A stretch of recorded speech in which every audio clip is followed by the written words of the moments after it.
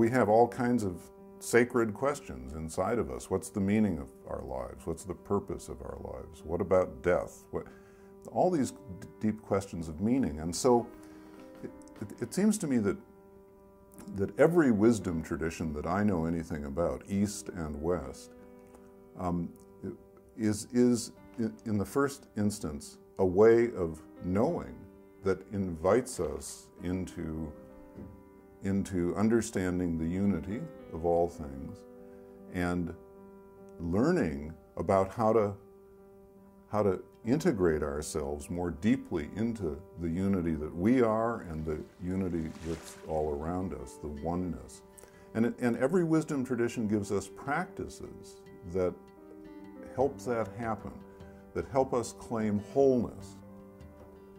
The Clearness Committee is a practice invented in the middle of the 17th century by the early Quakers, who believed deeply, as I believe, that every person has an inner teacher, a source of inner truth, which for me is the same as soul or selfhood or identity and integrity. And the question was how to help people get in touch with that, how to open a person's life to hear that inner truth more deeply, because we all know how difficult that is in the noise of the world and in the rush of our lives and with our own egos constantly at work.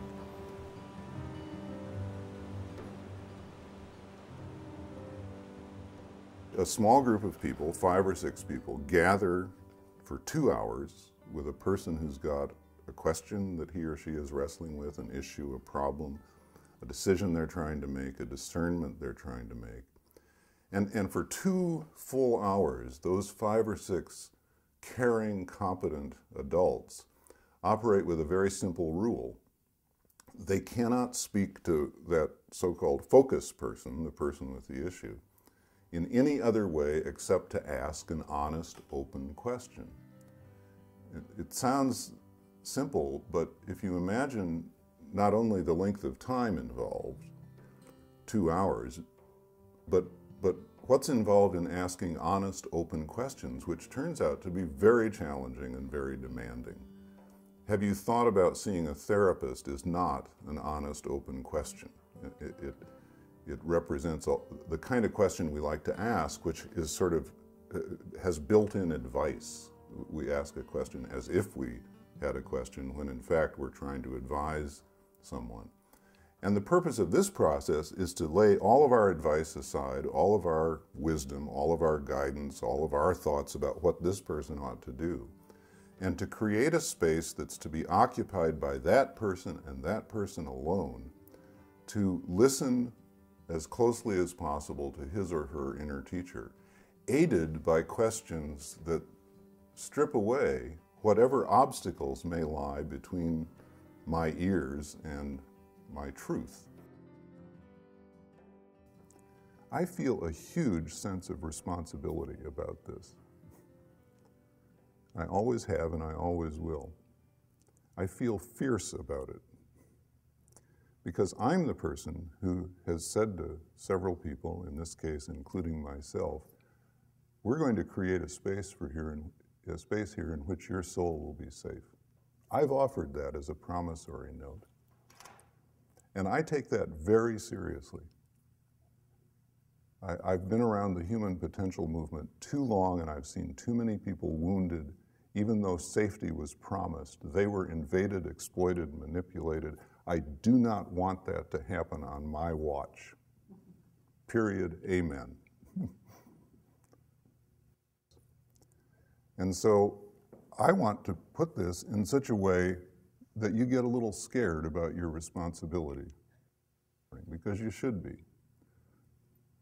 Not so scared you're paralyzed and not able to do it, but aware that we are suspending the normal rules of social discourse in a very profound way and inviting you into a parallel universe, an alternate reality. The core of that alternate reality is very simple.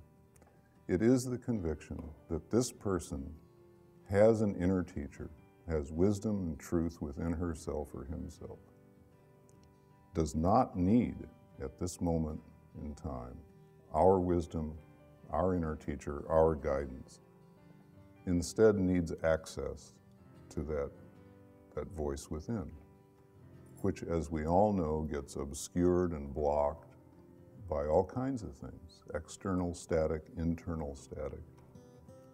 But we can, in 2 hours this morning, create a quiet space with those honest, open questions that help people remove whatever it is that stands between their awareness and their inner teacher.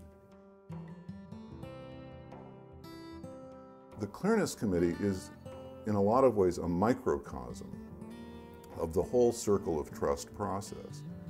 And when we ask people, as we've been doing for more than a decade now, of all the things we did in a circle of trust, the working with poetry, the silence, the journaling, the small groups, what would you say is the pearl of great price?